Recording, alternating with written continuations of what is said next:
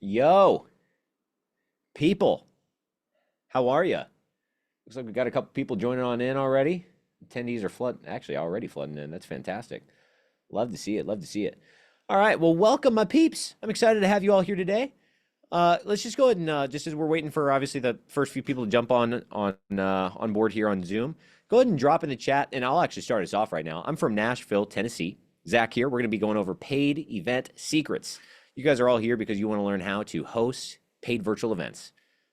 Paid virtual events to scale your high ticket offers. But before we do, let's just become friends here. Where are you guys at?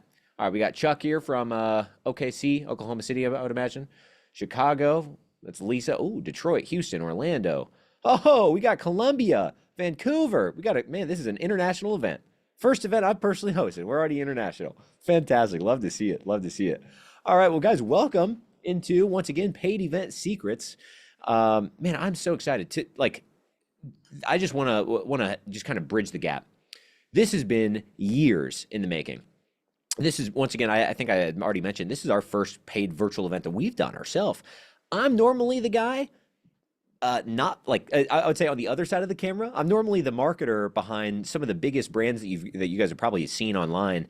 I can almost guarantee many of you guys have seen ads that I've either been behind or events that I've been behind that you guys just wouldn't know because I'm normally the secret marketer behind the scenes. So this is the first time I'm doing our own paid event. So should be a good time. Should be a good time. You are gonna have to just forgive me though. If I stumble over some words, I'm not perfect. I'm not perfect. So anyway, let's go ahead and dive on in. Do want to set the tone. Couple just little what's it called? Like just I don't know intros. I don't know. Couple rules of engagement for the next couple days. You guys will find that we have a couple people, or we at least have one person. Housekeeping rules. Thank you, Frederick. So we have someone in the chat. It's my man Justice. He's my client success director. He is going to be engaging with you all as paid events support. So if you guys see paid events support in there, I do have someone from my team in here. If you guys have any questions that I don't see, if I'm caught in conversation, caught in a point that I'm trying to make, if you have a question, let him know. He'll make sure to get to you. And if he doesn't, then one of us will. Anyway, so heads up on that. And then also a couple other just housekeeping rules. Number one, I want to be really, really transparent.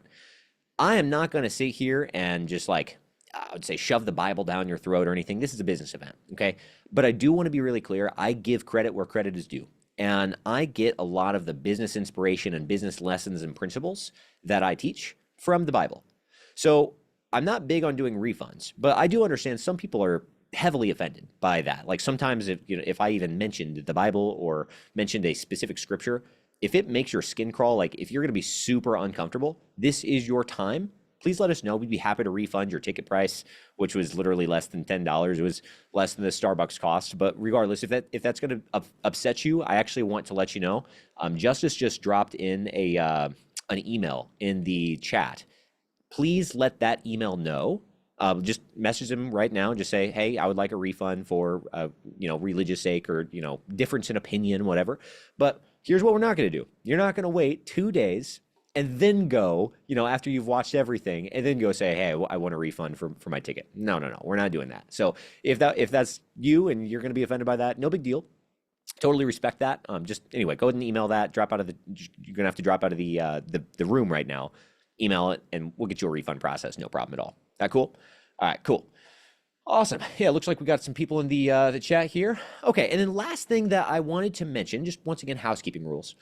Guys, this has been, I've been in the marketing space for over 10 years now as a, once again, marketer kind of behind the scenes for a lot of brands. I've been doing virtual events, paid virtual events since 2020. And obviously, we're going to get way more into it. But there have been a lot of lessons. Like I was counting earlier, right before we jumped on, I'm like, I can easily count just in the last probably 2 or 3 years, over $25 million that has been attributed to events that I've been behind for some of our clients. And so it would be naive for me to sit here and tell you that I'm going to be able to teach you every single thing that I know from at least $25 million in learning lessons in, call it 2 to maybe 3 hours. And also, like, can we just be honest? We're here because you guys want to learn how to host a paid virtual event that you could sell tickets to that will enroll people in a very natural, seamless way into your back-end offers. That said, I'm not going to sit here and act like I don't have a way to support you after the event is over. Okay. I just want to, let's address the elephant in the room. Yes, believe it or not, I do run my business on offers that are priced more than $1 tickets or $7 tickets. Does that make sense? So I want to make sure if you're offended by that, also heads up, this event might not be for you. But whether you want to buy or not, no pressure at all. But it would probably make sense for you to stick around for tomorrow, because if you're trying to like host an event that naturally converts people, wouldn't it make sense to stick through the 2 days and actually see how we would recommend you convert people into a back end offer? Does that make sense? I need some yeses in the chat. If not, that means I'm just offending every single person. Nadi said, yep, yep, yep. Cool. My peeps. All right. By the way, I'm a cold brew guy. So if I'm a little caffeinated, I apologize in advance. This is a venti cold brew, and it's not the only caffeine I've already had today. It's probably an addiction. We should probably chat about that another time. But anyway, cool. Well, let's go ahead and get on into it. So today we're going over the power of paid virtual events. Today we're going to be like, I think my greatest hope for today, and really, well, today is going to be helping you shift the way you see the way that you could grow your business, helping you shift the way you look at sales in general. And I think by the end of today, if we can address the mindset and the way in which you are looking at sales, then tomorrow you'd actually be prepped to actually understand, how do we plan for, host, and scale an event? Like, how do we actually come up with a name? How do we come up with what are we going to teach? How do we actually sell tickets for? And how do we actually convert during an event? I'm going to be teaching all of the more so like how stuff tomorrow, but today is going to be more so mindset around sales. Because if I don't address some of the stuff we'll address today, tomorrow is going to be pointless. Okay. It's similar to, it's similar to, if you had a very shy, nerdy little guy who's never dated a girl before. And he's like, man, I just tell me how to go use the pickup line. Tell me how to go get that girl's number. And he's not like, if he's not playing it cool, you could tell him whatever he needs to say, but the words won't hit because he's not in the right mindset. Does that make sense? Does that make sense why we would do that? Yep. Cool. All right. Caleb, good to see you, bro. Good to see you, man. Okay. So let's chat. We're going to first start off going over a State of the Union address. Look, what is going on in the world right now in 2025, macroeconomic level of selling high ticket offers? What does it look like to sell a high ticket offer, and what has changed? We all know that marketing changes every, 6, 12 months, somewhere around there, depending on what you're doing. We need to chat about some things. Okay. Right now, there are a few problems with selling high ticket offers. And I'm not going to sit here and recommend that you stop selling high ticket offers. That's not really that's not where we're going here. But there are 3 things that you guys need to be aware of that are keeping people from buying your high ticket offers. Okay. So firstly, we just have to understand in general, it's getting harder and harder to sell these. It's getting, it's long gone are the days that someone is willing to watch a 30-second ad from you on Instagram or Facebook, and then they book a call because they watched a 20-minute VSL, and then they jump on that call with a 45-minute or an hour-long consultation or discovery call with a commission breath sales guy that's just super hungry for their money, and they suddenly just hand over 5 or 10 grand like it's nothing, and they're ready to invest. Like, can we all agree that's not the case anymore? Like, I don't know if you guys are running ads right now, but let me know in the chat, like, if you are seeing that that's happening, please let me know. Maybe you guys should be teaching this. But I'm not seeing that that's working very well right now. Yeah, Charles said, the model has to change. Yeah. Okay, cool. I think we've hit the mark. I think we all understand that things have to change. But why? Once again, there are 3 reasons. So we're just going to go over these. All right. Reason number one, or a problem that we need to solve for. Guys, call it what it is. Sales calls are inefficient. They're inefficient. I think a lot of you guys who are on right now probably came on because of an ad. We had an ad that, admittedly, I'm just going to be honest with you guys. I'm not one to hold secrets. This ad crushed. The ad that a lot of you guys, I'm going to spark a memory. I was spinning the chair and I was like, tell me why ain't, never mind. I wasn't singing Ain't Nothing But a Heartache, but a lot of you guys were commenting that. I was like, tell me why are we still doing sales calls? They're a scam. Now, obviously, they're not a scam. That's a great hook. I've been doing advertising for 10 years, so got to keep in mind. But anyway, why are they a scam? Why are they just so inefficient? Can we be honest? I can't believe I've never thought about this before. I was reading the Bible not too long ago, and God revealed something to me about how Jesus built his ministry. And he revealed to me, he said, Zach, did Jesus build his ministry going from one person to the next, one door at a time, meeting with each person one on one? Can you imagine how inefficient that would be? Like Christianity, and once again, this isn't about Christianity. It's just like that would be so inefficient. Jesus would have not had near the impact that he had if he was trying to meet with every single person one on one. He understood that he had a limited time on this earth, and he had a limited time before he was going to have to end his ministry, before the ministry was, or before his time was going to be up. So he had to figure out a better way to spread his message, right? And I was reminded of there's a story in the Bible that talks about feeding the 5,000. Now, once again, you don't have to be familiar with the Bible here to understand this, but in it was essentially a sermon where, Jesus was able to, he fed 5,000 people. 5,000. Okay, actually in the Bible, the 5,000 people were only males. That was not accounting for women and children. Most theologians would actually say he spoke to probably 11 to 12,000 people that day. 11 to 12,000 people that day, just to be clear. When was the last time you guys have gotten a chance to speak to 11 to 12,000 people in one day? Very rarely. Maybe you guys have done some pretty cool events, but that's a pretty large audience. So I did the math. I said, well, how long would it have taken him, just out of fun, how long would it have taken him for him to meet with 11 to 12,000 people one-on-one if he was working 40 hours a week, 8 hours a day? If he had 1 hour appointments and he had 8 people that he was meeting with each day, that would have taken him about 5.5 years to meet with 11,000 people, not even 12, 11,000 people. It would have taken him at least 5.5 years to meet with that many people. About to make a point, if you're not already getting this. I said, well, God, what about he had a sales team, right? He had a sales team. He had disciples. Would that have made any difference? Sure, it would have made a bit of a difference. So if he had his 12 disciples, let's say that you have a sales team of 12 people that are just crushing it, and they've got 100% show rates, which we all know that's not going to happen.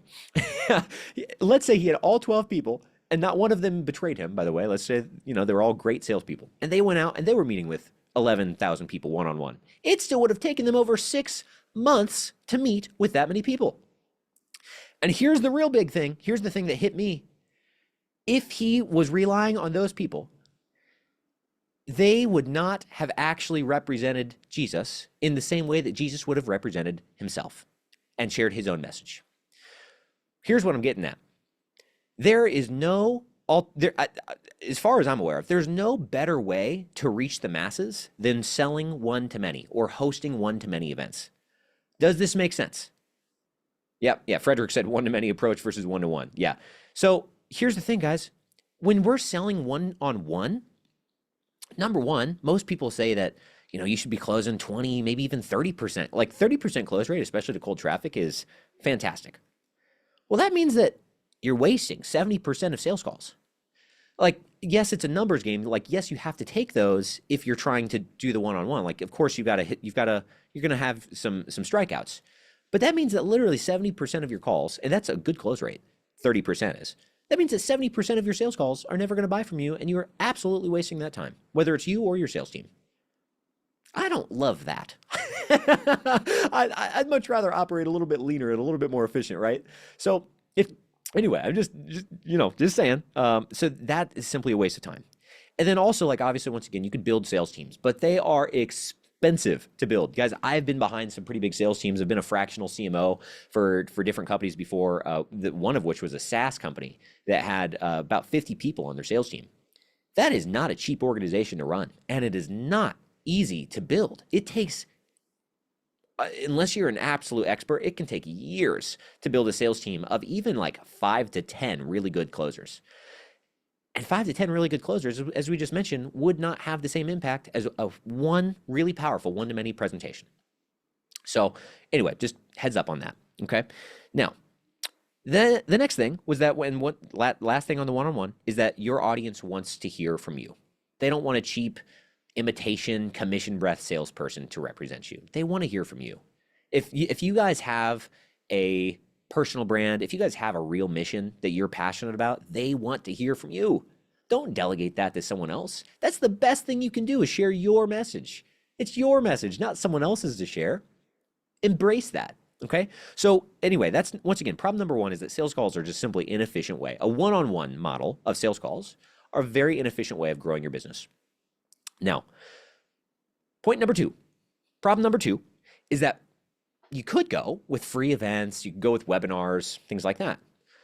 But I don't know if you guys have tried free events or free webinars, but they are not the best for attracting very high quality customers.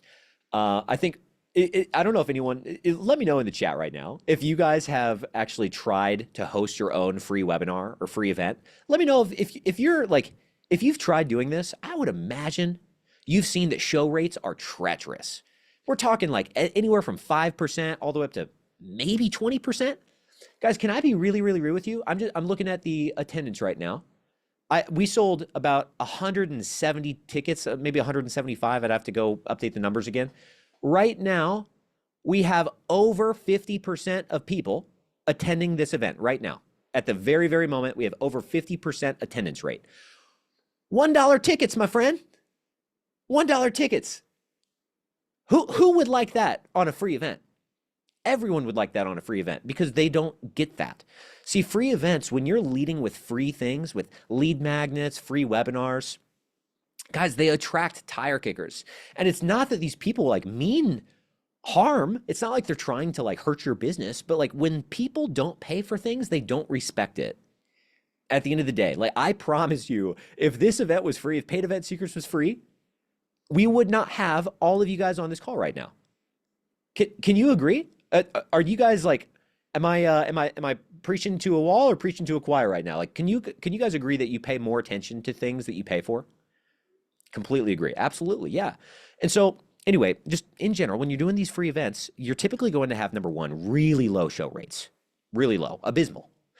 Secondly, though, here's the other thing people don't talk about. The conversion rates are trash. Trash. Because when people don't pay, now you're pitching to, sorry, this might sound harsh, but you're pitching, you're giving a back-end offer to a freebie seeking lead that you literally pre-frame them to come in for free.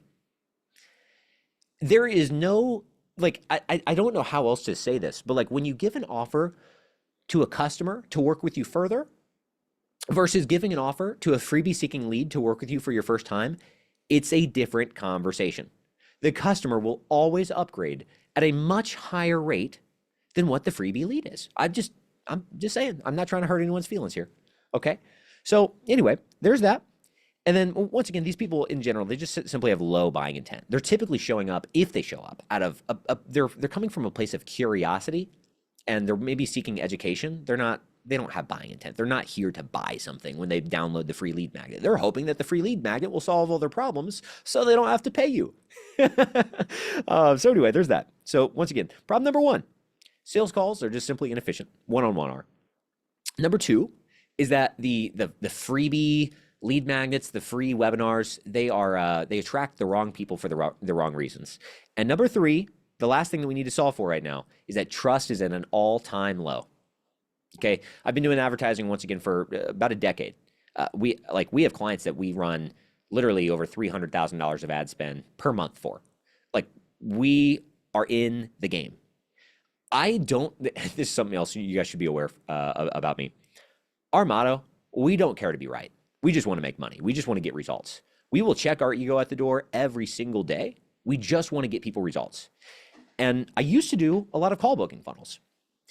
And what we're finding, I already said it, like people don't show up just ready, credit card in hand, ready to pay you 5 to 10 or even 20 grand for your offers. They need more trust because once again, people are more sophisticated than ever before. They understand that you're selling them stuff. They understand that there's a bunch of other offers like this on the market that might be able to help them. Also, they're not just more sophisticated than ever before, they are more skeptical than ever before. If you guys are selling high ticket, you've probably seen some of the customers that you're either already working with or maybe prospects that you guys have recently talked to. A lot of them have already made investments with other coaches before. That could either be for good or bad reasons. And when I say bad reasons, it's because not all coaches are great like you. not all coaches are actually delivering on the value that you do. And not to say you all have to be coaches. Like some of you guys might be CPAs or bookkeepers, tax strategists, whatever. Like I don't care what you do. I'm just saying not all of your competitors are giving the same amount of value that you do. And so some of your prospects, they have been burnt. They've been absolutely burnt. So we have to be doing a better job as marketers, salespeople, and entrepreneurs at building trust. Does it make sense? Like if we, I look at acquiring customers as a three-stage process. There's lead generation, there's lead nurture, and then there's lead conversion, which is where the sales happen. Okay, so we all know it's pretty easy to get leads. We all know that the sales part, like the conversion part, is getting harder and harder, and it's because that middle. I'm not gonna raise up my middle finger. I'm not trying to flip anyone off right now, but it's because that middle part people have neglected. People are not actually nurturing their customers. They're not actually building any know, like, or trust factor with their customers. They're thinking once again that they can just watch a quick 30-second ad, and these people are going to be ready to pay you $5,000, $15K, whatever. Got another thing coming for you. That's just not the case anymore. We have to be better at nurturing our prospects. And just to put this all into perspective, just to make sure you guys understand, like, I think it's important to pay attention to people that are at the, I'd say, like, top 1%. Like, so for example, if we remove ourselves from this conversation right now and we're thinking of investing, how many of us would love to, could you imagine if Nancy Pelosi, if you can actually get in her mind and see what she's seeing before she actually makes her investments? Like, can we all agree we'd be much more rich if we're actually able to see where big money is thinking and where big money is paying attention to before they actually make their moves? Does that make sense? Like, who would like to have Nancy Pelosi tell you what she's about to do before she does it with her actual investments? Would you guys agree you'd be a little bit more well off? Yes? I'm only one person. Okay, cool. Yeah, now we got all the yes. Okay, here's the thing. Guys, people in the coaching industry at the top of their game, people that are making multiple 8 figures a year, they're all having conversations with me right now. And I don't say this to say, like, to brag or anything, but I'm saying that people at the top of the game they're typically the ones that make the moves fastest because they're seeing the data come in such strong amounts of, well, data. So I was going to actually mention, I have someone, I don't know if he's attending right now. He purchased a ticket last night. Former client of mine. Absolutely loved working with this guy. I'm going to keep his name anonymous just for sake of privacy. This was a gentleman who was on track. He would have been paying us multiple 6 figures per year. Our VIP clients pay us multiple 6 figures per year. And oftentimes even more than that, depending on rev shares. And this specific individual, while we loved working with him, we had to part ways because we were doing sales calls at the time. This was about a year ago. And the sales calls were not closing anywhere close to a profitable rate. And he got he got on an email, and he emailed me Sunday night. So yeah, last night. He said, "Hi Zach, I've received your emails about the paid events and how the book a call method is out. Funny. Oh, by the way, guys, I'm sorry, I didn't even reference this. I think this is important to note. This gentleman was doing about $1 million a month, a little over $1 million a month in revenue in his prime. Okay, full on sales team. He was your typical webinar to call booking funnel, whatever. He was doing about $1 million a month. So this is coming from an 8-figure entrepreneur here. He said, I've received your emails about the paid events and how the book a call method is out. It's funny because I got rid of I got rid of all of my sales guys and revamped things to offer a much different offer. When you and I parted ways, the numbers kept dropping and the excuses from our prospects were getting more and more creative on the sales calls. The sales managers and culture creator types, like the few that I had tried, were never able to turn the ship in the right direction. At this stage, high ticket closers for us as an organization are on the shelf and will likely never return. Most people are just wanting to talk to me. Guys, this is happening at a big level. We have some people that are doing multiple 8 figures, multiple other people that are messaging us and having conversations about planning some events for later this year. This is the opportunity. Like, they are seeing that the old ways of doing things have to change. I just want to congratulate you, number one. If you're not doing 8 figures, no big deal. But you're able to see right now the same process that the top 1% of the game right now in the coaching space are also seeing. So you're now not behind, you're no longer behind the curve. Like you're actually in front of everything. Like this is an early conversation to be having about paid events. I don't know too many other people that are that are teaching these. So anyway, heads up. Like that's just a real life example. People that are like, anyway, the guy got rid of a sales team that was producing about $1 million a month for him because they just simply weren't working anymore. So here's where we can talk about paid events.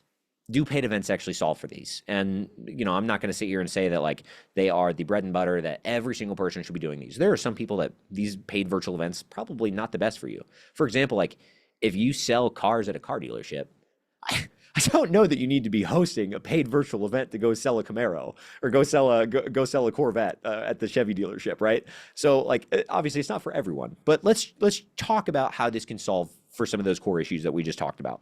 Number one-to-many selling is exponential. It's funny because people talk about how inefficient it would be once again to deliver your services in a one-on-one format, and so a lot of people do group coaching, but people aren't selling to groups. That's besides the point. But guys, one-on-one is quite literally the opposite of exponential growth. One-on-one means linear. You have to have a multiplicative effect to be able to have true exponential growth. So one-to-many selling is truly exponential. It doesn't matter if one person shows up or if 1,000 people show up to your event. It is exponential. It takes the same amount of time for you to deliver an incredible presentation. Okay. Now, number 2, oh, by the way, heads up on that, no shows don't matter, right? So like in the sales call model, like it's super annoying if someone no shows you, but it's the way it works right now. And some people see 20% show rates, some people see 50% show rates. So we're not even talking about the amount of people that you're not going to close after having conversations. No shows kill a lot of time on your calendar. And now, if you're doing one-to-many presentations, you're not bothered if someone doesn't show up. Like once again, we've had over 170 people buy. Actually, right now we've got almost 100 of you guys online right now. Like, I'm not bothered by the 70 people that didn't decide to show up. Like, yeah, it's okay, right? So I'm here. I'm present with you all. It's their loss. I'm not bothered by it. It didn't throw off my day if they didn't show up. So there's that. Now, the other thing, by the way, is that once you have a presentation that converts, like once you deliver, I understand the first event that you guys host, it's a gamble. Can we call it what it is? Like advertising is even gambling. You're putting in money, you're hoping that a certain result will happen, but you don't actually know until after the certain timeline passes, right? And so you don't totally know what your event's going to produce in terms of results for you. But let's just say that you put in 10 grand into ads and you end up closing $7,000 sales. You get 70K out of the whole thing. You put in 10K and you get out 70 back. Well, great. Now you understand what your show rates were. You understand what your conversion rates were, cost of acquisition was. You're like, ooh, this gets exciting real quick. Then you could rerun the exact same event. You could rerun the exact same presentation next month. We have clients that are doing this. Like, actually, one of our clients, I'm going to, we'll just say his name is, I'm going to come up with a different name because he specifically said he wants to remain anonymous. Let's say his name is Daniel, okay? Daniel came to us, and his first event that he ever hosted with us was last year, and he spent, on a test budget, he spent $40,000, no, I'm sorry, not 40, $98,000 on ads. And the $98,000 on ads, he was selling a $6,000 offer in the back end. He had about 1,200 people, give or take, buy tickets. And of the 1,200 people that bought tickets for a $7 event, he had, it was like 81 people that bought a $6,000 offer. If you do the math on that, that's about $500,000 in back-end cash collected within a couple week turnaround. This is not like, oh, payment plans. It's like, no, upfront cash collected, almost 500K. He put in 100, a little bit less than 100. He has remained consistent in that same event, and he does it month after month after month. And now he's spending about $300,000 per month filling up his event. It's rinse and repeat. It's predictable. I think we could all agree, like, no one wants to go do something in business that's going to get you a big spike in results, but you can't do it again. I mean, I guess it's exciting for some quick dopamine, maybe a little bit of surge in cash, but like, I don't want to sit here and tell you guys to go do something that's not going to be sustainable. I have 4 core pillars of the way I do business. okay? Or of the way I would recommend people do marketing strategies, right? Number one, it's got to drive in revenue. If I'm going to recommend you do something, it's got to drive in revenue. Number two, it's got to drive in revenue at a profitable rate. No one wants to spend $100,000 in ads to only make $99,000 back. Well, that's not exciting. You're losing money now. Okay, so it's got to drive in revenue. It's got to be profitable. Thirdly, it's got to be sustainable, which is why I'm mentioning this. Anything I tell you to do, I want to make sure it's going to be sustainable. So these paid events, it's not something that you just do one and done. The idea is you're getting a presentation together that you can host as often as you'd like. And it's sustainable. It doesn't take more time to prep. Actually, it takes less and less and less time to prep for each event because you know what's working. And now it's like, cool, now we can just make some small optimizations and you can make it more profitable moving forward. And thirdly, so revenue, it's got to drive in revenue. It's got to be at a profitable rate. Thirdly, it's got to be sustainable. And fourthly, it's got to be scalable. So sustainable, like that's something that you could do every single day or every single month. But if you can't scale it, if you can't exponentially increase the results, in my opinion, it doesn't make sense to do. Right? So anyway, heads up on that. That's just a side note for y'all. So yeah, here we go. Yeah. So once again, paid virtual events, they solve for the one-on-one being not super scalable. So they're actually sustainable. They are sustainable and they're also exponential. Also, paid events, guys, they're filling your pipeline with customers, not freebie seeking leads. Customers. So even if these people don't buy from you on your event, you now have an email list of customers, not freebie seeking leads. We already understand that these are not the same individual people. Like these are different conversations. You always will be able to have those customers in your pipeline that you could always sell something else to in the back end. So that's always helpful. And number three, they actually build trust at scale, right? So I've been in line for 30 minutes so far. And once again, I could be having this conversation with one person or 1,000 of you. It's scalable. It can build trust at scale. I'm not saying, hey, pay me $1 now, immediately go pay me 50 grand or become a VIP client who's paying us literally hundreds of thousands per year. That's not how this works. I'm actually teaching you, I'm educating you, I'm giving you guys real world I guess advice or consulting, right? That you guys can go put into practice. I'm helping shift thought processes that maybe you haven't had before. This is scalable in terms of nurturing connections with you all. Now, obviously, I don't know all of you, so like I don't feel 100% better connected with all of you all, but it is very helpful for you all to understand kind of what I'm all about before any sort of an offer is given. Does that make sense? Okay, so that's how in general these are working. And once again, by the way, that individual, forgot to mention, the one that we're just going to call, his name is Daniel, that's doing these events every month. Just as an example of like how valuable this has been for him, his organization, just from events, he does have a sales team. He came to us actually because he had a sales team of like 8 people. And that first month, his first event outsold his entire sales team in the first month. So what his entire sales team of 8 people would do in about a month, his one event that he hosted for like 3 days, it did more profit than his entire sales team would do in an entire month. It's just like, it changes the way you look at possibilities, because I think a lot of people are conditioned to think that it takes more work to make more money.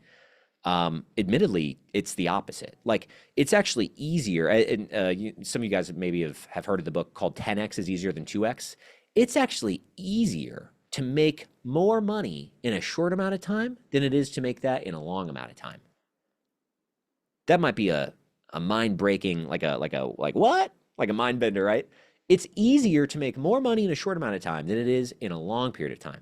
Tomorrow, we're going to go over the math on what it would look like to make 6 figures in a day, even 7 figures in a day. I can count 4 events off the top of my head. Might be 5. I'd have to verify. 4 off the top of my head in the last couple of years that have done 7 figures cash collected in a single day. What? Some of y'all are just trying to make 7 figures in a year. Who would like to make 7 figures in a day? Right? And now, obviously, I can't promise that. FTC, if you're listening, I'm not promising that. I can't make that as a claim. But I'm just saying that becomes more possible. Yeah, Frederick's like, yeah, I want in on that. Samesies. Yeah, guys, it's impossible. Well, it's not impossible. You could go sell a 7-figure offer. But if you've got a $5,000 offer, actually, can you guys drop in the chat right now? I want to get some help. Help me understand, you guys. What does your offer cost? What are you pricing your highest ticket offer? What are you guys selling it for? You guys, 6,000, 3,000, 5K. Ooh, 12.8. I like you, Tonya or Tanya. 15K, 10K, 5K, 999. Or I'm sorry, 9999. Okay, 3 to 5K, 15K, 6K. Fantastic. Okay, Miguel, we got to work on that pricing, brother. 200 per month is a little cheap. It's okay. We can work on that. Yeah, Andrew, my guy, $30,000. I like that. I like that. Okay, guys. So it looks like we had quite a bit of like, I don't know, anywhere from 5 to 10K. We're just going to use 5K as an example. Okay. What would it look like? I'm just curious. Let's say that you guys close at 20%. How many calls would it take you? This is actually really easy math. I'll walk you through it. How many calls would it take you to make $100,000 if you're selling a $5,000 offer? Well, in general, we know that $100,000 divided by 5,000, that's 20 sales. So 20 clients, let's say that you close at 20%. Well, now we know that if you have 20 calls, 20 customers, you'd need 100 calls. That would take you at very bare minimum almost an entire month if you had a really, really high show rate and a fully booked out calendar. But guys, if you had 100 people on one single virtual event, is this making sense? You could have 100 people on a single virtual event and you get 20% of those people to buy? Yeah, Jessica's like, bro, yeah, same thought process, right?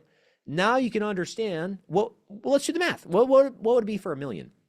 Fully transparent. The largest event I've ever seen was one of my, it was a client I actually used to be like a fractional CMO for. Now she paid me accordingly for, right? So like she was paying me, at the height, it was 2023. She was paying me about 350 grand in like 350 grand is what I was paid. And we helped make her about $8.5 million. Okay. In general, would that be a good deal? Would you guys pay me 350 grand if I could make you $8.5 million in cash collected in a single year? Well, like in general, obviously, rhetorical question. Yeah, Frederick's like, yeah, duh. Naughty's duh. Yeah. So she paid us about 350 grand, give or take, in a year, but we made her about 8.5 million. Now, that was done. This is gonna mind blow some of y'all. You ready for it? We did 3 events. 3 events.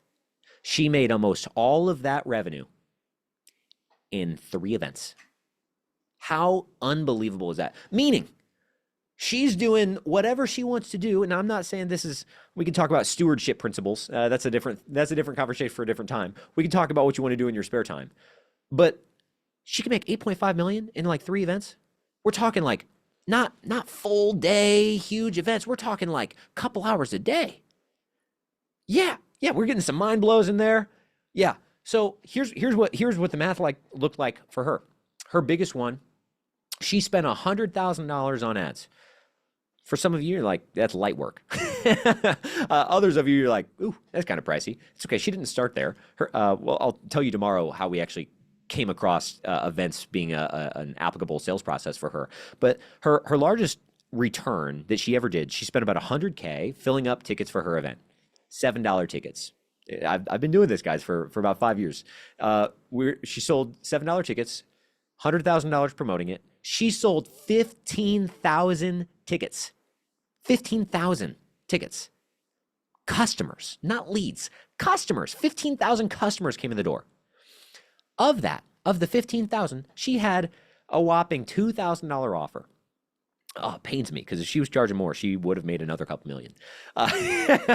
Anyway, she had a whopping $2,000 offer, and she gave that offer to a group of individuals that were not super well off. Like, we're not talking people that were used to investing themselves. It was kind of like your average 9 to 5 market.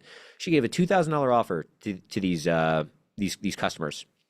She had over 11. It was actually almost 1,200 people that bought tickets. I'm sorry, not tickets. Bought the $2,000 program. That was like $2.4 million, not including any sort of upsells. $2.4 million in like about a 24-hour period, maybe 48 hours if you want to go over like a couple extra like trickling in of sales. So that's like, anyway, I just want you guys to understand this is scalable, right?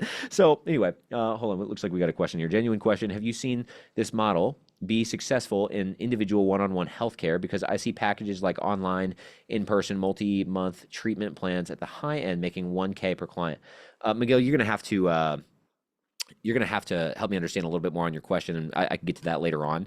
But I would be curious on like if you're talking about, is it successful in selling, or is the 1K offer, is that what you're asking about? Like, is the 1K offer a successful price point? I'd be curious about that. But anyway, I want to respect some time, so I'll get back into questions here in a second. Now, we're gonna go over the last thing that we're gonna cover today, which is talking about why now makes sense to take advantage on this offer. Like, if you guys can understand, first of all, is this helpful for you? Like, is your mind starting to get changed around how to sell, not even how to sell one-to-many, but like why it's that much more valuable? Like, let me know if that makes more sense to start now selling kind of one-to-many. Cool. Yeah, we're sold on this. Makes a little bit more sense to start selling one-to-many. It's scalable, right? It's more profitable. It saves you time. You can impact more people, right? No brainer. Okay. So here's the thing. I think there will be three different, I'm not a fortune teller, like God's the only one that knows the real future here. But there are three results that will happen after, call it tomorrow's over, for you. Okay, number one, you're going to find out that this is actually not for me. This is, helpful. It was helpful to see, but it's actually not for me. I'm the person that owns the car dealership, right? Option number two, hey, fully transparent. If you're that person, if you're like, not for me, amazing. You paid $1 to get some clarity on the fact that this was not for you. Amazing, great. Number two, the second option is you're like, could be for me. I think I'm going to do this, but either, like not right now, like maybe I'll do it later, or like I'll try to figure this out in due time. I'm not really super concerned about it. I've got some other things that are working well. And then the option number three is for the person that's like, no, I'm doing this right now. Like, Zach, help me out. We want help right now. Cool. And, all three options are totally okay. But I want to address the person that's like, this makes sense, but I might do it later. Guys, how many of you wish you could go back to like 2015 and be one of the first people that were doing webinars in your space? Like, would you be upset if you were one of the first people that came across webinars in your space?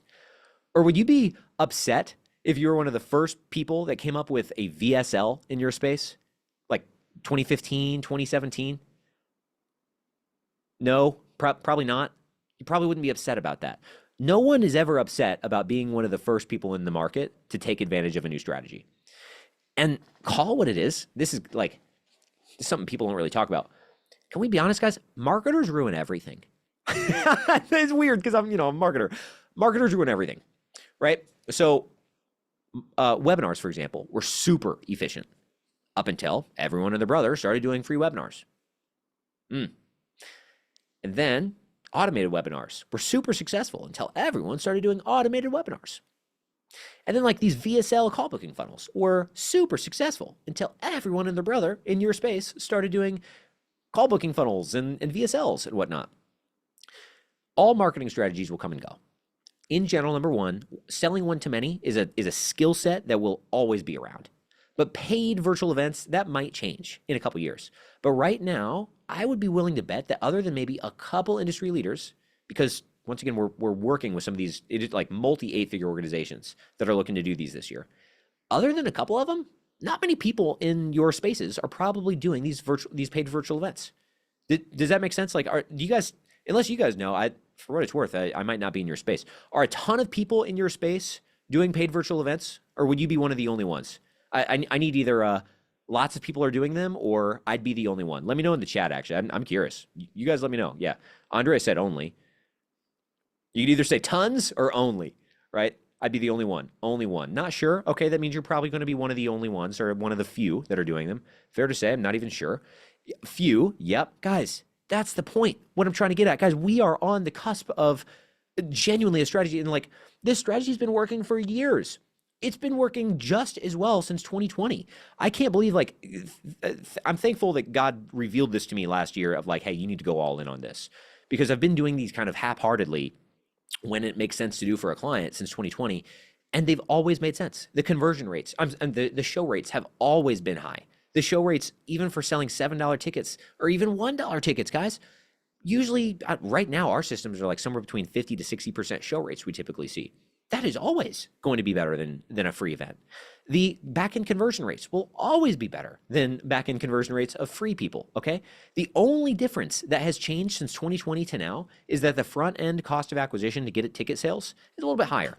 And so what that means is that if you're selling like $1,000 or $2,000 offers, you might want to work on pricing, and I can help you guys out with that. That's a different conversation for a different time. We could probably work on pricing to get you up to probably that, like, I'd say 5K is the bare minimum sweet spot. If you're charging like 5K, even if you're fully reliant on ads to acquire all of your ticket sales, 5K, you're still going to make plenty of money in the back end, or could at least. And that's not even if you're the best pitch person in the world, if you're not the best presenter in the world. So anyway, just heads up, guys, this is the time to get ahead. Okay, now looks like we do have a couple questions in here. Wow, chat's going crazy. Okay, how much will we need to market this event? So this is not like you kind of choose, right? Like well, we're going to talk about traffic strategies tomorrow. So actually, I don't want to get too much into that one. We're going to get into, there's 4 different ways that we use to generate ticket sales for events. So you don't have to have a huge ad spend. We're going to talk about that. Even if you don't have a big ad spend or a different audience, a huge audience, we'll talk about that tomorrow. Let's see here. We got question number 2. Justice said these ranges and offers. Oh, looks like Justice is answering some questions. Cool. So Sean said, if you get 5 times as many free people on a call because hold on, I just lost you, because they didn't pay $1, isn't that just as good in terms of numbers? Plus got their email. Sean, no. Now here's the thing, guys. I wouldn't even plan on sharing this. Wasn't even planning on sharing this. So guys, that client. So I'm going to go back to what I said a little bit ago. I said, we don't care to be right. We just want to make money. So last month, we did a test with that client that is, I called him Daniel. Daniel, for his $300,000, she's like, let's just see. He's like, I just would be willing to bet that we could get more sales. We'll have a much lower cost of acquisition on the front end if we made these tickets free to attend the event. And so we did a proper split test, right? And so we had $300,000 and we broke that up into technically 3 different funnels. So we had $100,000 go towards the main funnel, which was selling $7 tickets. We had $100,000 going towards a free ticket funnel, same sales page, it was just tickets were free. And then another $100,000 that were going towards this like quiz funnel, essentially. It was like, hey, fill out this information, see if you'd be a good fit. And then if you are, then it offered the ticket for free. Okay, his cost of acquisition was 2 to almost 3 times higher to generate a purchase for his $7 tickets as compared to both of the free. The free methods were almost the same in terms of cost per purchase. Okay, so they were about 2 to 3 times cheaper, which meant that he had 2 to 3 times more registrants that come in through the free methods. So he ended up having about 2,000 people that signed up through each of the free funnels. So free funnel number 1, free funnel number 2, he had about 2,000 people each. And then he had 700 people come in through the $7 ticket funnel. Okay. The back-end conversion rates were mind-blowing. Back-end conversion rates. We were tracking, he was doing a deposit model. We'll talk about some of these other models. There's a bunch of ways you could pitch your back-end offer. He was doing a deposit model where you had to pay a $500 deposit down to get into his program, and then you could talk about payment plans later. And the cost to generate a deposit for a $500 deposit for both of the free options one option was about $3,300 that he was spending in front-end ad spend to get someone to pay him $500 for a deposit. The second option was about $3,500 to get someone on the front end, the free ticket, to get them to pay a $500 deposit. So $3,300, $3,500. The $7 ticket, guys, while even though the cost of acquisition on the front end was 2 to 3 times higher than these two, okay? We only had 700 of those people. Of those, the cost to get a $500 deposit was like $1,500.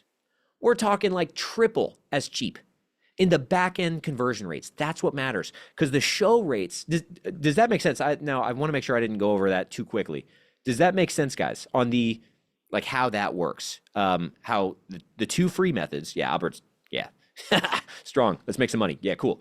Yeah, purchase intent was way higher. So what he found was that the show rate on the people that came in from a $7 ticket, normally for him is closer to 60%. The show rate for the free tickets for the exact same follow-up sequence, same emails, same SMS, they even had retargeting ads reminding people that they signed up for the event. For the same retargeting sequence, to make sure they show up, they had about a 5% show rate. And these weren't even presented, these weren't promoted for a long time. It's not like people signed up 2 months in advance. It was about a 10-day promo window. People just have such a low show rate when they don't have their dollars. Like, we pay attention to where our pocketbook goes. Our pocketbook precedes our attention. Call it what it is. So the show rate was so low, and then the conversion rate was really, really bad as well on the back end. Yeah, we got a couple of that's crazies. Okay, so guys, we are coming up close to the end of the hour. I'm going to recommend, before we go into tomorrow, I've got a couple books that I would love to recommend that you guys all go buy. I don't have affiliate commission set up on these. These aren't my books. I'm not a published author at the very moment, but write these down. These are a couple books that I think will radically change the way you do business. Because my heart, like genuinely, my heart posture, God has given me the ability to multiply businesses, to help businesses like truly multiply. I've seen, I mean, that client that I said that she was paying me 350 grand, when she first started with me, she was making about 500 grand. She was making about 500 grand per year when she first started with me. And within about three and a half years, she was making about $8.5 million. I can't be, I'm not the only person that's like, I can say I did all of that. Like, she obviously did the work. She showed up, but like, I was the marketer behind the whole thing. Guys, I have a gift. I'm God-given gift to help multiply businesses. And my genuine heart posture, I just want you guys to multiply your business. Okay.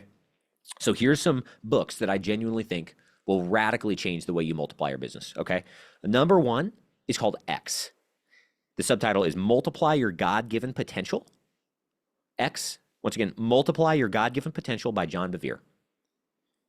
Number two, Richest Man Who Ever Lived. It's written by a guy named Stephen Scott. Number three is Getting Everything You Can Out of All You've Got by Jay Abraham. Number four, Breakthrough Advertising by Eugene Schwartz. Fully transparent, that's going to be probably the most expensive book you might ever buy. It's an advertising Bible, though. It's incredible for advertising principles. Number five, we've got six, so only one more coming up. But number five is No BS Marketing to the Affluent by Dan Kennedy. And number six, I referenced it earlier, 10X is Easier Than 2X by Benjamin Hardy and Dan Sullivan. Justice, my guy, putting the chat in there. I appreciate you for putting that in there. Okay, looks like we've got Joemi Vega raised their hand. I've got a couple minutes for questions. Go ahead, Joemi, what you got, if you want to drop in the chat.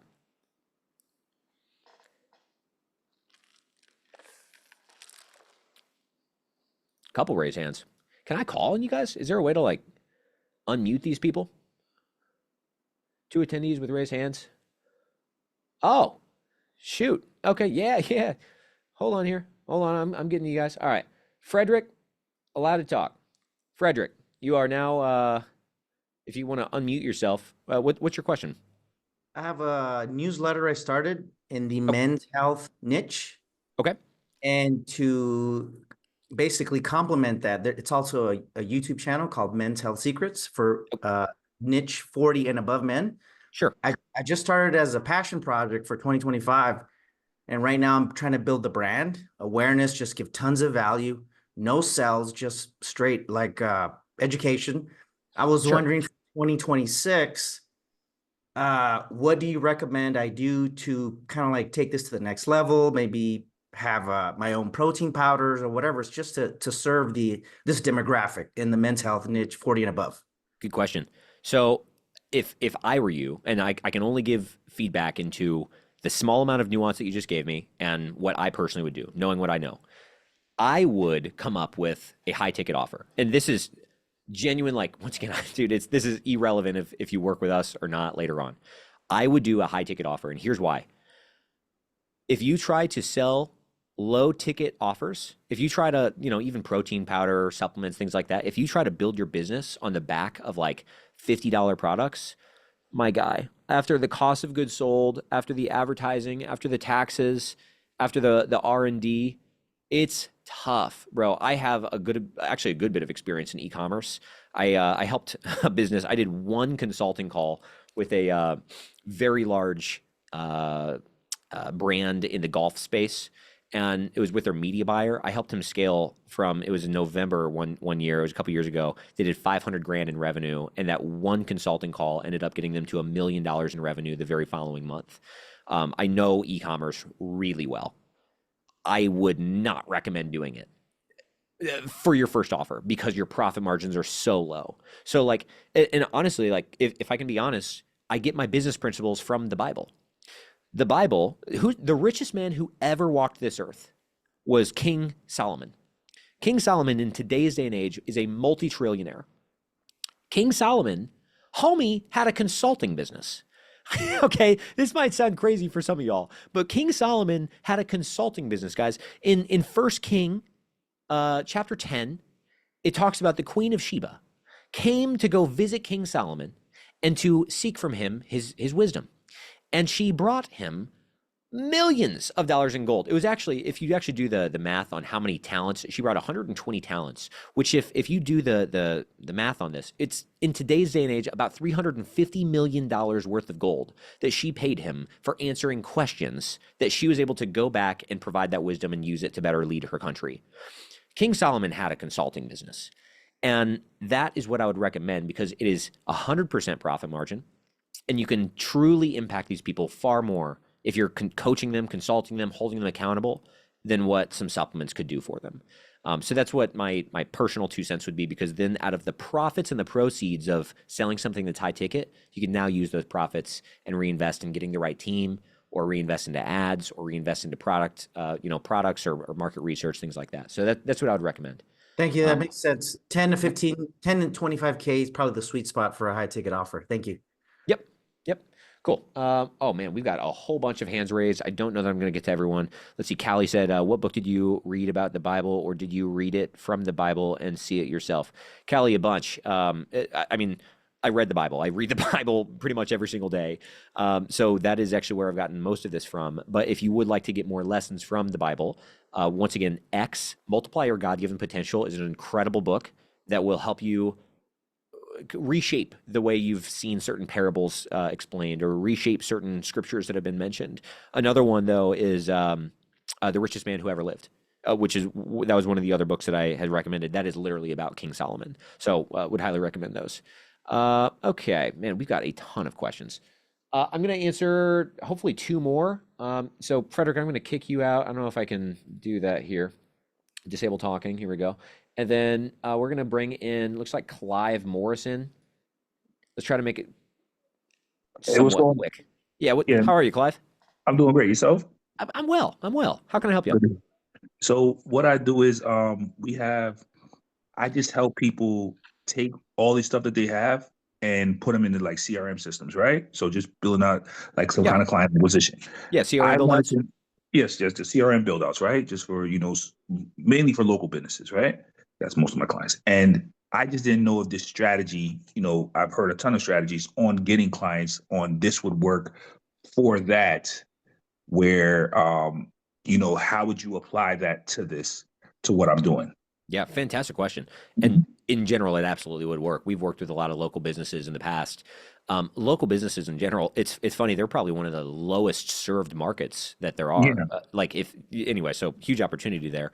In general, you would just be hosting an event and we could talk more about this tomorrow, but you'd be hosting an event that's teaching them more about how to squeeze more revenue and probably save more time through efficient systems, SOPs. Most small businesses have really, really poor systems and SOPs. And so that's kind of how I'd frame it. And then on the event, you'd actually be talking a little bit more about like, what does it look like to build a really, really efficient system and SOP, and how can that create you more revenue? I'd show some case studies, et cetera. And then obviously you could give an offer to work with you in the back end. But that's the overall high level. In general, we actually tomorrow I'll even mention a way to test out an offer before you even start hosting an event, before you even start selling an event. I'll mention that tomorrow. Yeah, please, All right. please pay attention to that. That'll Yeah, serve you well. I'll be here looking for good. Fantastic. Hey, appreciate you, man. All right, let's see. We got another one here. And by the way, someone said I need a moderator. Justice, maybe tomorrow you could be my moderator, bro. All right, we got Jamar Johnson. I'm going to bring you in. Jamar, are you there? Yes, Zach, I'm here. Can you hear me okay? Yes, sir. How are you? I'm doing fantastic today. Thank you so much for the incredible information. So I'm a professional speaker, and so I'm very familiar with one to many. But I was just asked to take over the lead enrollment position for a YouTube consultancy Okay. in which the owner has a very huge personal brand, but he's trying to go from 7 figures to 8 figures. And so it's hard for him to be everywhere at once. So he's trying Sure. to delegate. And so he's bringing me on to use my expertise as a communicator. We're doing the one-to-one sales call thing. It's a complete waste of time. People reschedule all the time. So Yep. I'm all on board with this. But obviously, I don't want to make my role obsolete.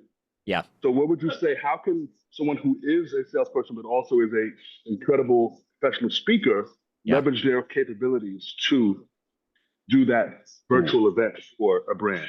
So good, brother. So good. So a couple things that I want to mention. Number one, and I think you're seeing this, and I would imagine you've probably seen this before. Guys, in case anyone that's watching this and they're like, I'm not even a good speaker. Like, I don't know that I can pull off an event like this.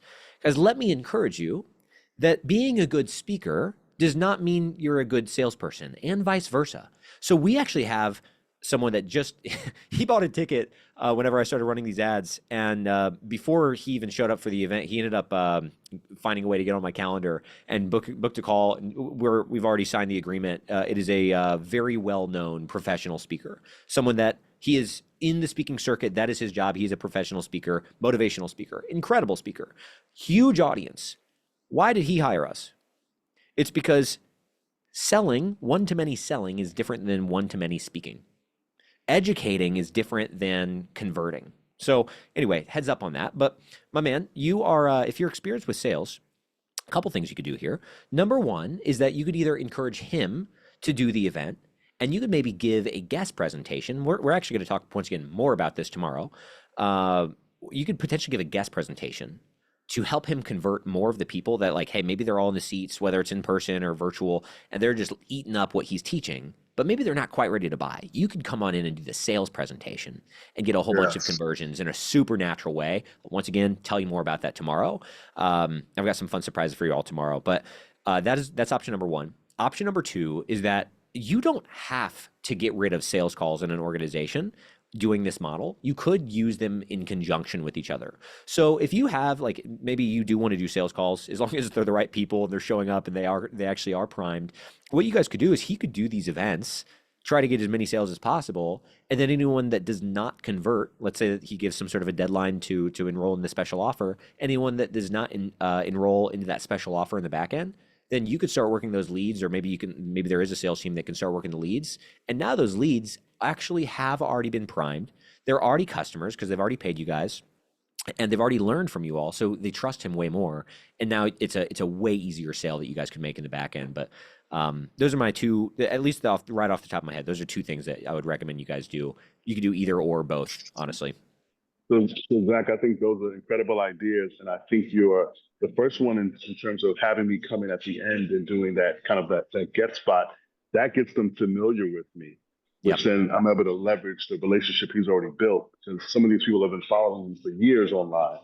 But he admits that sales is not his thing. I've worked in sales for over a decade and I actually love it. One of my favorite books is To Sell is Human by Daniel Pink. Fantastic. So I shared the stage with him a couple of years ago at CEX, Creator Economy Expo. But this idea that you brought to my attention is incredible, but I would love to make a connection with you guys. So I'm going to, I know there's going to be a replay of this. I want to be super, respectful of your time and his time. What's the best way I could get him, the abridged version of what you're offering so I can get it to his attention? Sure. He's up there with, the Think Media folks in terms of brand. Yeah. I wonder if I wonder if I know him. I'm in a lot of masterminds with people like that. Literally Sean Cannell, who's in Media, he's literally in a mastermind that I'm in. So they're best friends. They've known each other they read the Bible together. So Yeah. there's a lot of alignment here right now. Cool. Yeah. So tomorrow, once again, admittedly, I'll drop a special offer. Okay. You could literally just forward that offer to him, and even if Okay. it's not a good fit, or even if he just wants to, obviously chat about some more like VIP sort of level work. Sure. Yeah. Actually, go ahead and email the Justice, if you want to drop in that special support email, drop in that email real quick in the chat, and you can even make an Okay. intro if you want. All right, sounds good. I appreciate it. Thanks, Zach. And heads up, what I was talking about, and this is just for everyone, fun little bonus here. I wasn't even planning on saying this today. So I literally did that exact thing. So those guest presentations, I just did that for someone last week. My guy butchered his pitch. Absolutely butchered it. Like, he's a great educator, not a great salesperson. And it was a super small event. A good friend of mine, love him to pieces, but yeah, didn't sell well. And so I came in as a kind of a recon. Hey man, can you get any extra sales for us? And not very many people showed up. It was an extra day guest presentation that people weren't even planning on attending. He only had 9 people attend the guest presentation. So it's like, I'm not going to be able to get many sales for him. I got an extra 2 sales out of the 9 people. That's technically, I mean, super small sample size. That's 22% close rate on people that were not planning on buying. And I was a guest presenter. They didn't even know who I was. And so you can literally go squeeze more sales from an event by doing a guest presentation like that. Once again, going to tell you guys more about it tomorrow, but absolutely saved him, and you made him an extra 12K in literally no time. It was less than 24 hours that those people had paid for me doing that presentation. So you can do the same thing. So cool. Any other last minute questions? We're gonna go and get going. Looks like Francois and Cynthia May. These are gonna be the last ones I'm going to answer, at least for voice text. Okay, so Francois, bringing you on. I hope I'm pronouncing that correctly. Please forgive me if not.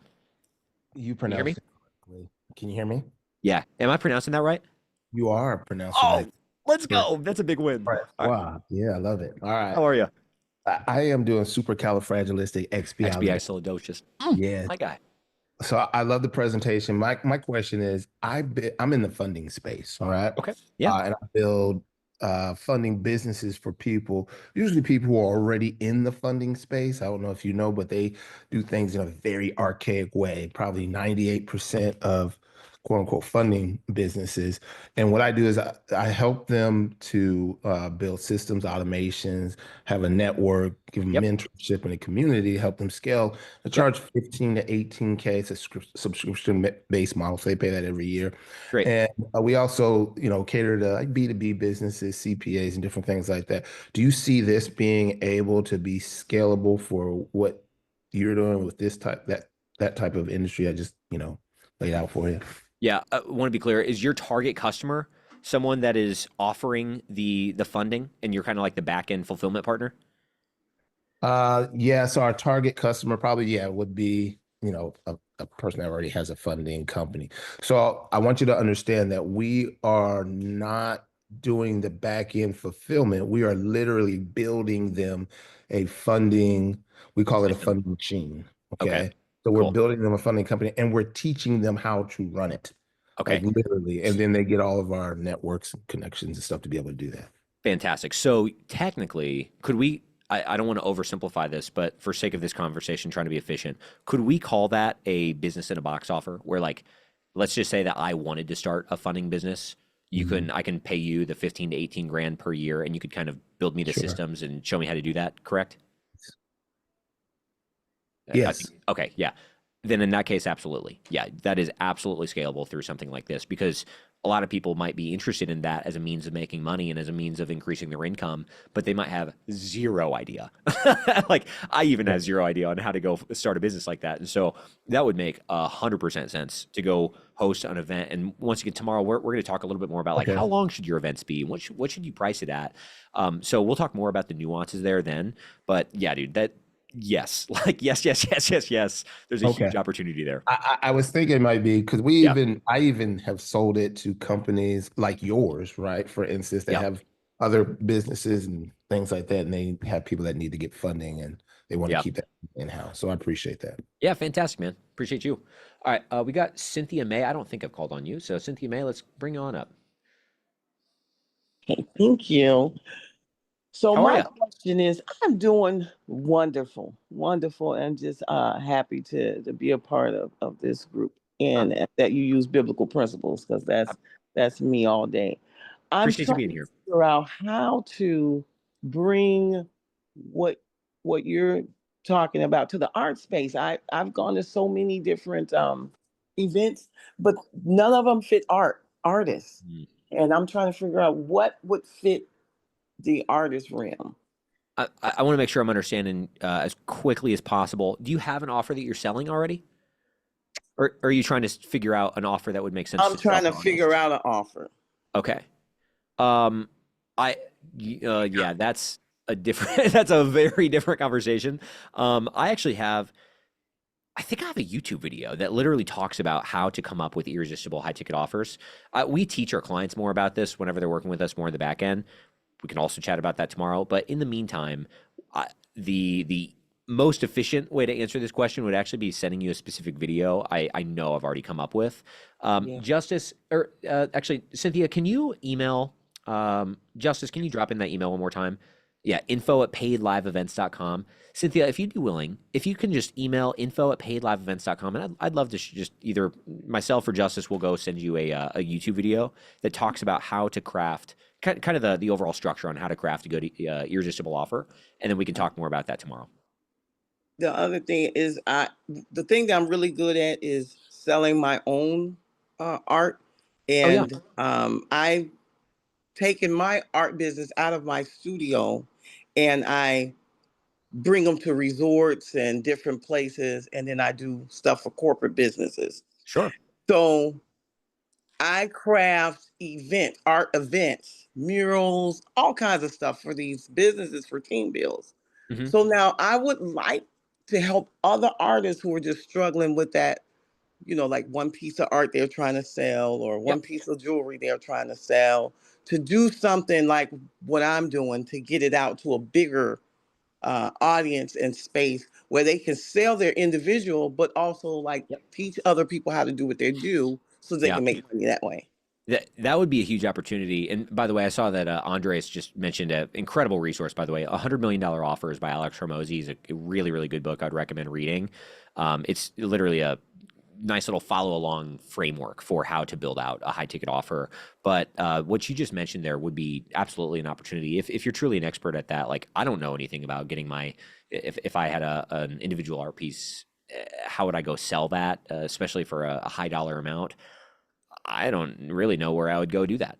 So if you have experience selling Yeah. art pieces, for sure, you could absolutely host a virtual event, really focused on helping artists make more money because artists, I'm in Nashville. There are a lot of creatives here, and a lot of creatives really struggle at figuring out how to Yeah. make money. They're incredible at making art or making, certain things come to life, but they struggle with making The money from business that. aspect. Yeah, Yeah. yeah. And so you could do something along the lines of like a business event for artists, how to monetize your art in a meaningful way, and you could talk a little bit more about what it looks like to actually market yourself, because that's a totally different skill set than drawing something or writing, or I don't know, writing something or sculpting something. So that would be a huge opportunity for you. But yeah, also go pick up the book $100 million Offers. Would encourage that for sure. Absolutely. Thank you. Cool. Yeah, thank you. Awesome. Well, guys, once again, recommended books: Multiplier, God Given Potential, Richest Man Who Ever Lived, Getting Everything You Can Out of All You've Got, Breakthrough Advertising, No BS Marketing to the Affluent, and 10x is easier than 2x. Sorry, I went over about 13 minutes late. Please don't kill me. I'm just trying to just trying to over deliver. That's actually something, by the way. That's a fun fact. That's something from the Bible as well. King Solomon has a business principle, which is under promise and over deliver. That is something that I try to do in all aspects of business. But anyway, I apologize for keeping you late today. There will be replay emails that will get sent out here in a few hours if you want to go back and listen to re-listen to anything that we chatted about. And tomorrow, once again, we're going to be talking about how to actually plan for, host, and scale your first or your next paid virtual event. Much love. Appreciate you all. Go have an incredible, blessed day. I'll see you all tomorrow.